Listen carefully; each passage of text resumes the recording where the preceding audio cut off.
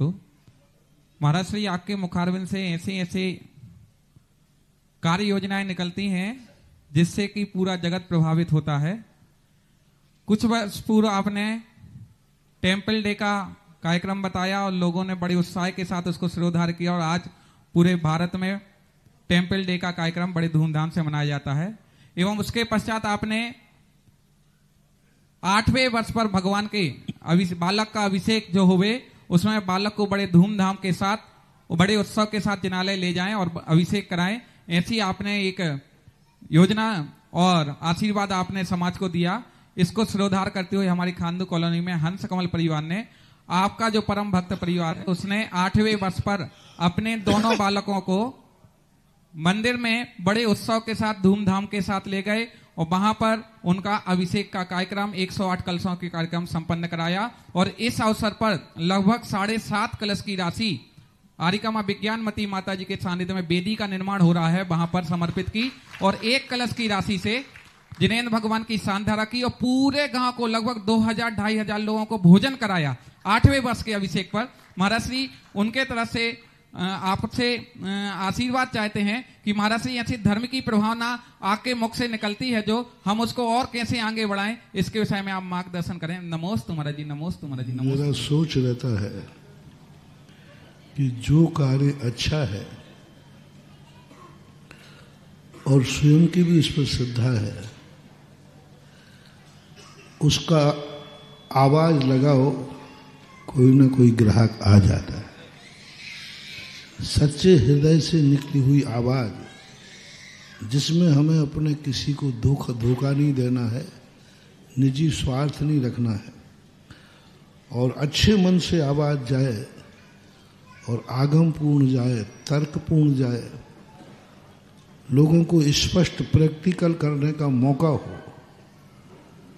मैं कोई भी चीज आगम की पढ़ता हूं तो पहले मैं स्वयं विश्वास करता हूं। जब 100% मेरा विश्वास हो जाता है उसके बाद मैं खुद उसका प्रैक्टिकल करता हूं। उसको 2 नंबर में किसी से प्रैक्टिकल करवाता हूं, मान लो मैं नहीं कर पा रहा हूं। जब उसमें मैं पूर्ण प्रैक्टिकल में सफल होता हूं तभी मैं माइक पे आकर के आपको चुनौतीपूर्ण ढंग से प्रस्तुत करता हूं कि आप भी करिए। तो ये 8 वर्ष की जो सम्यक्त लाभ क्रिया है, इसको मैंने कई दिनों कई वर्षों तक आगम से, सिद्धांत से, तर्क से, सबसे तौला है और जब समझा है कि ये सम्यक्त लाभ क्रिया तो एक बहुत बड़ी लाभ क्रिया है। हम दुनिया के दिन बनाते हैं लेकिन जब हम सम्यक दर्शन योग हो जाते हैं तो किसी को खबर भी नहीं लगती। इसलिए सम्यक तो लाभ क्रिया जो आप लोगों को दी, बहुत बड़ी शक्तियां हैं महानुभाव। जीवन इतना अच्छा बन सकता है। आपको अपने बच्चों के संबंध में, अपने परिवार के संबंध में हमेशा संदेह बना रहता है। क्या पता ये बच्चे क्या होगा, क्या पता इस बच्चे क्या होगा, पता नहीं क्या। ये तुम लोग इतनी, मतलब मुझे लगता है जिसको अपने ऊपर विश्वास नहीं है वो दुनिया पे क्या विश्वास करेगा। एक दिन मैंने कहा था ना, हमें अपनी नियत पर विश्वास होना चाहिए। हमारे मन में हमने सोचा है, हमें विश्वास होना चाहिए। मैंने सोचा है तो वह काम होगा, क्योंकि मैंने कोई छल कपट के साथ नहीं सोचा है। मैंने जिसे देखा है वह देखेगा, क्योंकि मैंने बुरी नजर से नहीं देखा है। मैंने जो बोला है वह सत्य होगा, क्योंकि मैंने बुरे भाव से नहीं बोला है। निकल गया झूठ, निकल गया, लेकिन मैंने झूठ बोला नहीं है, निकल गया। तो ऐसा यदि अपना विश्वास मैंने अभी एक दिन पहले पूरा प्रवचन दिया था, सबसे पहले अपने ऊपर विश्वास करो और दावा करो। अपनी भक्ति पर विश्वास करो, अपने नमोस्तु पर विश्वास करो, अपनी सामायिक पर विश्वास करो, अपने मुनिव्रत पर विश्वास करो। दुनिया मेरे मुनिव्रत पर विश्वास करे या नहीं करे, हमें खुद अपने मुनिव्रत पर विश्वास होना चाहिए। मेरा मुनिव्रत है और मुझे विश्वास है, मैंने जैसे हमने कई उदाहरण दिए थे कि सेठ सुदर्शन को विश्वास था, मुझे अपने नियम पर विश्वास है। अब दुनिया मेरे पर विश्वास करे या नहीं करे, मुझे तो विश्वास है मेरा सच्चा है।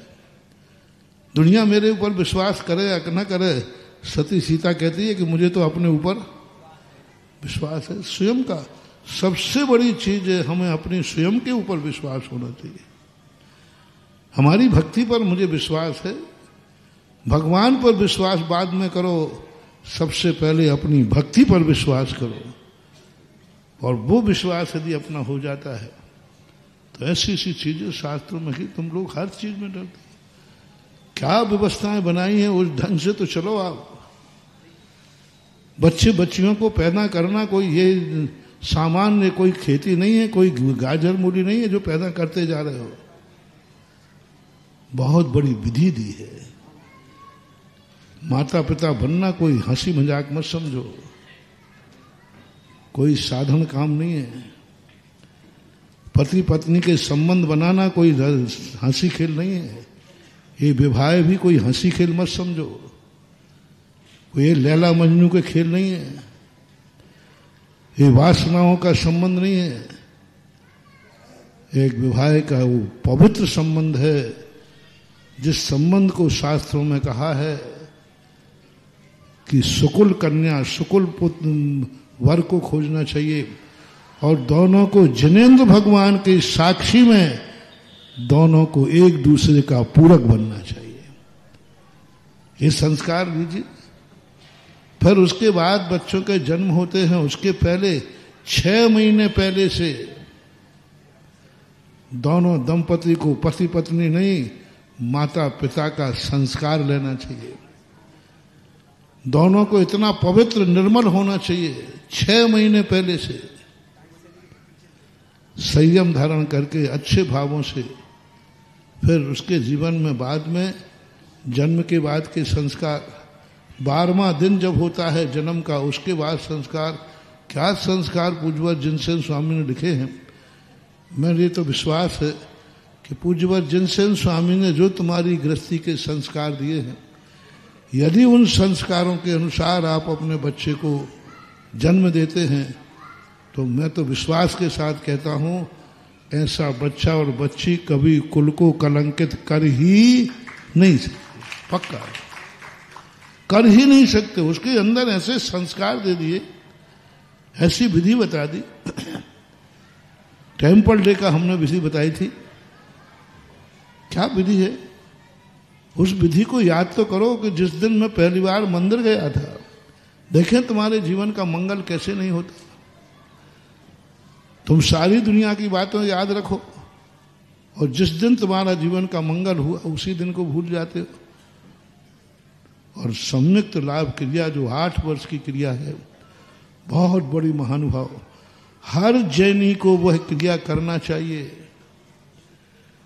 और जिन्होंने वो क्रिया नहीं की है तो पुनः अपने आप को 8 साल पीछे लाओ। हाँ, संयुक्त क्रिया है।